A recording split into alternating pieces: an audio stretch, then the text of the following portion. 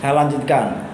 Oleh karena kami saya sudah menyampaikan kepada kalian bahwa di alam itu ada dua hukum, hukum tarik menarik atau gravitasi dan hukum energi, ya, maka kamu harus memahami bahwa semuanya yang ada di bumi ini karena energi. Nah, sekarang lebih dalam lagi. Kalau orang meninggal itu kemana? Orang tuamu, Pak Bapak meninggal, apa yang terjadi? Kalau orang meninggal, apa yang terjadi? Oh, ini jerul lebih dari khotbah. Kalau orang meninggal kemana atau bagaimana? Contohnya Pak Bapak meninggal, apa yang terjadi di diri Pak Bapak? Ayo, Pak. Pak Bang mesti mati. Yang mati apa? Mati itu apa? Tidak bernafas. Berarti nggak ada nafasnya. Kemudian energinya hilang, berarti lemes, jadi mayat. Mayat kemana? Dikubur. Kalau Islam dikubur kan? Kalau orang Hindu Buddha dibakar. Itu jasadnya. Tapi Bapak punya energi yang diciptakan oleh Tuhan dari dulu, karena energi tidak bisa dimusnahkan. Hukum energi itu satu, energi itu tidak bisa dimusnahkan. Yang kedua, energi tidak bisa diciptakan. Papa punya energi dari mulai lahir sampai sekarang. Papa mati, yang mati itu badanku dikubur, tapi energinya, energiku itu keluar dari badanku. Itu namanya energi orang meninggal. Kamu lihat nggak film-film kalau orang meninggal itu kan ada apa istilah orang kayak asap keluar dari itu, yang di film-film itu kalau orang meninggal kemudian ada bentuk manusia naik ke atas kan, keluar dari badannya ke atas, ada kan? Itu energi, bukan setan, itu energi. Energinya keluar karena sudah meninggal. Kemana energi ini? Energi itu kemana energi? Sosok yang berupa orang itu keluar dari badannya kemana ini? Kemana? Ya itu menurut manusia itu surga. Surga di mana? Ayo, surga di mana? Surga itu di mana kita masih hidup, itu surga. Surga jangan digambarkan sesuatu tempat yang jauh sekali. Di sana ada bunga-bunga. Itu adalah imajinasi manusia. Tapi surga sebenarnya ada diri kita, ini adalah surga. Kalau kita mengalami kesusahan, sakit, ditipu orang, menderita, itu neraka kita. Kalau kita tuh hari ini dapat kebahagiaan, pikiran kita itu sehat, kita itu sekarang itu bisa merokok, bisa ngopi, bisa ngobrol, hati senang, itulah surga kita. Nah, percaya tak kono, apa kiai apa pendeta. Kalau pendeta nggak ngerti, kon telepon aku tak jelas. Jadi semuanya sebenarnya permainan energi. Lah kalau kamu bisa menguasai energi, maka kamu tidak akan menderita. Karena penderitaan dari diri kita sendiri. Karena kita tidak bisa mengelola energi kita, akhirnya kita menjadi menderita. Sebenarnya penderitaan bukan dari Tuhan. Kayak ya, penderitaan bukan dari Tuhan, penderitaan dari diri kita sendiri. Contoh, aku ini emosional mulai kecil, misuan, anggar wong ketemu tak kaploki, ya. Apalagi saya berani sama orang tua. Apakah saya bahagia hidup? Apakah saya nanti kalau tua bahagia? Hah? Sing jelas apa? Enggak. Karena kita harus menerima yang namanya karma atau hukum sebab akibat. Makanya pertama yang saya ingin katakan pada kalian adalah jangan sekali-kali kamu berani sama orang tuamu. Kunci, dengarkan ya, kunci orang hidup, orang siapapun orang ini, bangsa apapun, kunci orang hidup harus tidak boleh berani sama orang tua, terutama ibu kandungmu. Mengapa ibu kandung? Karena yang melahirkan kamu adalah ibumu. Yang mungkin jiwa kamu adalah bapakmu. Jangan sekali-kali kamu berani sama orang tuamu. Hormati, junjung tinggi orang tuamu. Bahagiakan. Kalau kamu sudah bahagia. Bangga, jangan bahagiakan orang lain. Jangan bahagiakan pacar. Jangan bahagiakan saudara. Jangan bahagiakan sahabat. Jangan. Orang tuamu dulu bahagiakan. Itulah berkah yang luar biasa dari alammu.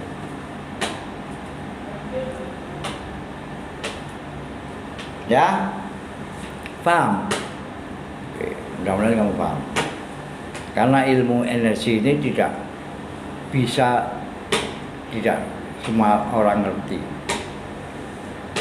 Dengan energi saya bisa menghitung kamu hari ini, jam ini. Bagaimana hari ini kamu? Hitungan fisika kuantum, bukan goib, bukan terawang. Dengan fisika kuantum saya bisa menghitung energimu hari ini dan kamu bagaimana kehidupan. Apa kamu bahagia, banyak uang, sejahtera, atau kebalikannya? Ganti duit, amu-amuan, sakit, itu akan bisa terlihat dari hitungan fisika kuantum energi masing-masing.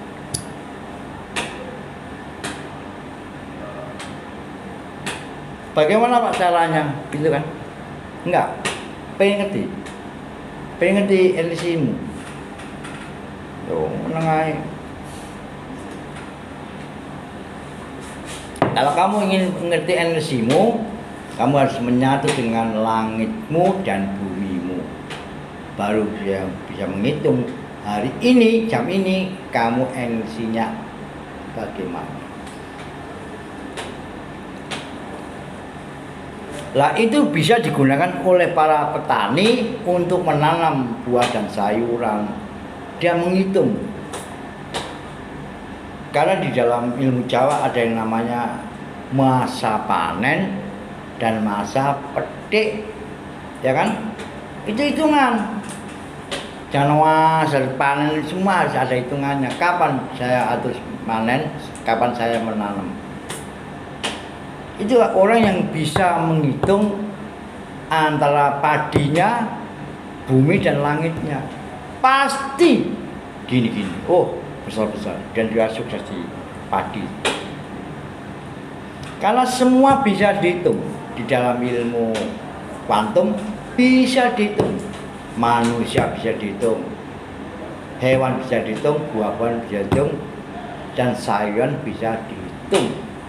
Sehingga kita tepat waktu untuk memanen, tepat waktu untuk memetik, dan tepat waktu untuk memanfaatkan.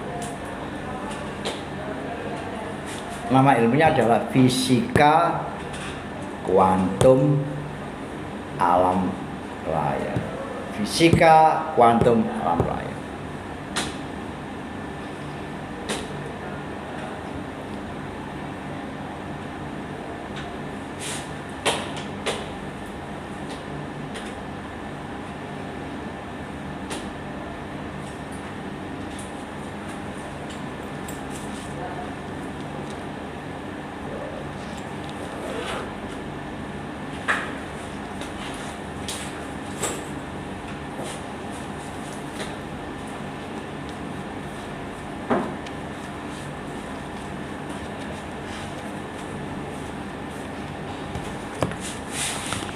Oke, contoh Kalau nggak ada contohnya, jangan percaya ya. Aku ngomongnya harus ada contohnya apa Pak? Bukti kan Pak, ngono. Zaman sekarang harus ada bukti, kalau nggak beli jangan dipercaya ya. Contoh,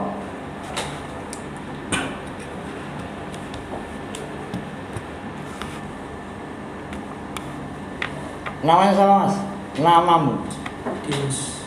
nggak lama panjang. Dimas Pratama Gion Saputra. Dimas Pratama Gion Saputra. Gio Saputra. Dimas Pratama Gio Saputra itu punya energi kamu, punya energi. Energinya jumlahnya adalah Dimas apa lagi? Dimas Pratama Gion Saputra. Oke. Jumlahmu 10. Namamu energinya 10. Sekarang bumimu. Kamu tinggal di mana? Tempat tinggal, desamu. Kamu tinggal di mana sekarang? Sidoarjo. Sidoarjo, oke. Kan ada nama desa tempat tinggalmu. Ada Nama desanya apa? di Pondok Chandra. Desa, bukan perumahan. Oh, desa. Pondok Chandra itu nama perumahan, nama desanya apa? Wedung Aluh. Nah, tadi 10 ya. Sekarang bumimu. Bumimu adalah Wedung Aluh. Wedung Aluh. Wedung Aluh. 12. Jumlah Mas, tadi berapa? 10 tambah 12. Ya kan? Tambahkan langitnya. Langitnya 106. Ya. Langit sudah, bumi sudah, nama sudah. Tambahkan mataharinya 12. Piro jumlahnya? Ini contoh supaya kamu ngerti. Ya Pak.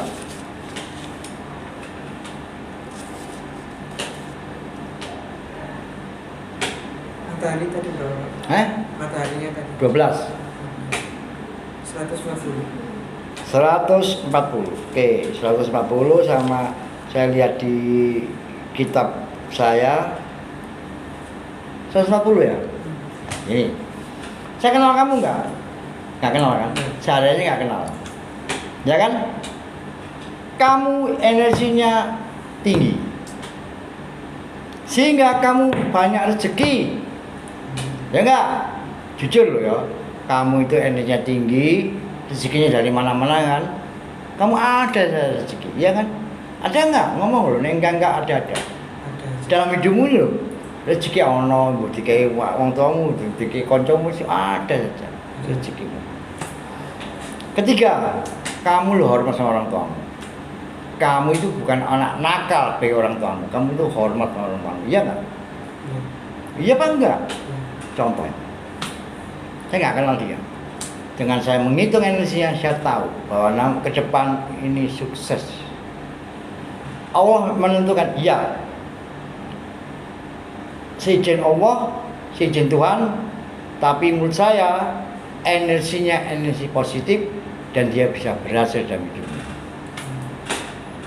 Itu contohnya. Ya, semua saya bisa saya hitung. Tapi kau paham dulu energi itu apa? Ya. Kalau kamu nggak paham dengan energi, kamu nggak ngerti. Terus bumi itu apa? Kan ada hitungan bumi, hitungan matahari tadi kan? Itu. Jadi kamu itu sudah menyatu dengan bumimu dan menyatu dengan mataharimu. Jadi kamu itu berjalan dengan baik-baik saja. Iya nggak? Banyak kendala hidupmu? Di hidupmu ini banyak kendala nggak? Ada aja. Kendalanya apa? Kerjaan. Ya, ada solusi dalam pekerjaan ini, dalam kendala ada solusi? Ada sudah. Meskipun kamu ada kendala, mesti ada itulah namanya energi tinggi. Kalau energi rendah, saya ngomong rendah. Kalau kamu rendah, kamu apa saja, di kerjaan ada kendala, di rumah ada kendala, dengan teman bermasalah, itu energinya rendah. Oke ya, itu artinya Pak Bambang sudah memberikan contoh bahwa kamu harus menyatu dengan langit dan bumimu. Nanti setelah itu kalau mau itu, kalau nggak mau jangan, karena itu kesadaran. Kalau nggak sadar ngapain tak itu ilmu loh. Tidak ada ilmu seperti ini orang lain nggak bisa. Tanya orang tuamu, kakakmu, siapa yang bisa menghitung fisika kuantum itu? Pak Bambang itu sekarang mensosialisasikan fisika kuantum seseorang untuk menjaga hidupnya supaya baik, supaya sehat, supaya kaya. Pak Bambang nggak ingin orang itu menderita, susah, sengsara. Ini perbaiki dengan cara memahami bumi, memahami langit, memahami hukum gravitasi, memahami energi, dan saya satukan dengan energi langit dan energi bumi. Itu ya, itu kaitannya dengan lokal nggak? Ada kaitannya, adalah bumi.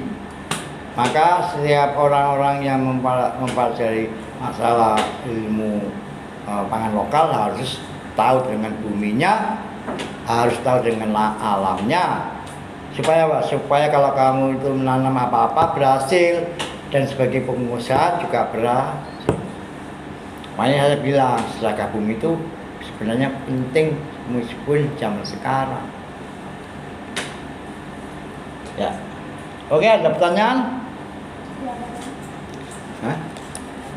Tanya Mbak. Oke, aku menjawab. Ayo tanya kok.